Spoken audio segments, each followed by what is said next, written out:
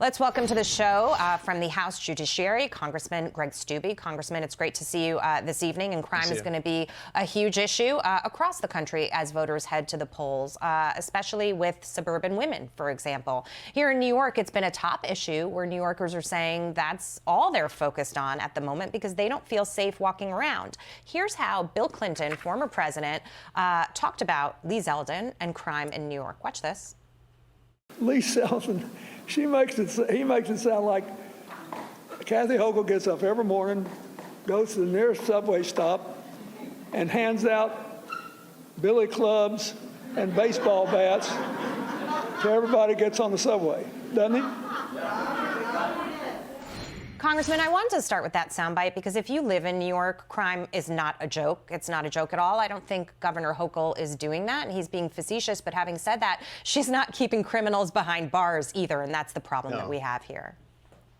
Well, and Bill Clinton's completely detached from reality. He has Secret Service driving him around, and I'm sure security cameras and all the security around him. So he's not seeing what everyday people and Americans all across our country in these big cities are seeing, that are all, by the way, run by Democrats. There were almost 40 people shot just in Chicago this past weekend. And it's like every weekend we see a new number, 70, 50, 40, 30 of shot in Chicago. There were shootings in Philadelphia. All of these big cities run by Democrats because Democrats care more about the criminals than they do about the victims of these crimes and their police officers, and ensuring that their cities are safe. And you hit it on the head. I think this is going to be a huge issue, especially for moderate women. In the midterm election, I think you're going to see a huge swing to Republicans. I anticipate tomorrow we're going to take the House back and finally be able to, from at least the federal level, have a safe law and order type policy in Washington. Unfortunately, there's not going to be much we can do about the New Yorks and the Chicagos, but hopefully a guy like Lee Zeldin is going to get elected governor there and he can address those issues in New York. But the American people are sick and tired of this, and words matter. And when you have Democratic members of Congress calling to defund the police department, and nothing is done when it's related to letting criminals out, and they're just letting criminals out, it has real repercussions to the American people. Well, that's the problem, right? And many of the Democrats deny that they ever called to defund the police. But here in New York Post writing about this very issue, saying forced overtime, nepotism, low morale, perfect storm for a disaster at NYPD.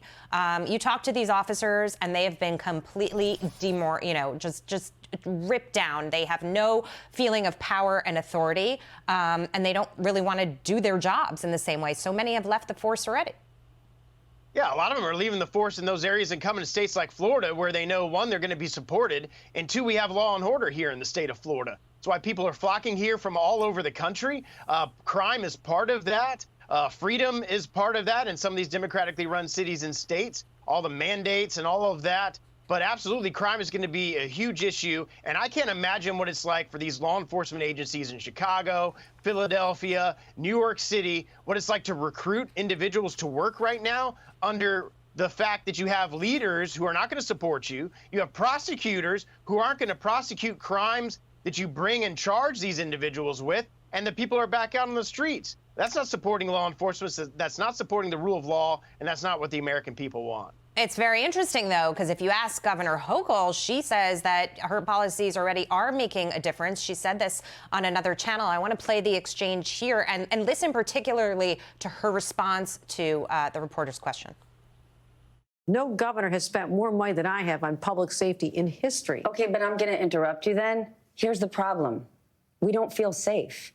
You might be working closely with Mayor Adams. You may have spent a whole lot of money, but I walk into my pharmacy and everything is on lockdown because of shoplifters. I'm not going in the subway. People don't feel safe in this town. So you may have done these things, but right now we're not feeling good. We're worried we could be San Francisco. We'll never be San Francisco. Why? Because we are already making a difference. What difference is she making? I live in New York and echo that sentiment, and so do so many people who have headed to the polls saying crime is the #1 issue for them. We will never be San Francisco. Kind of feels like we're headed there right now.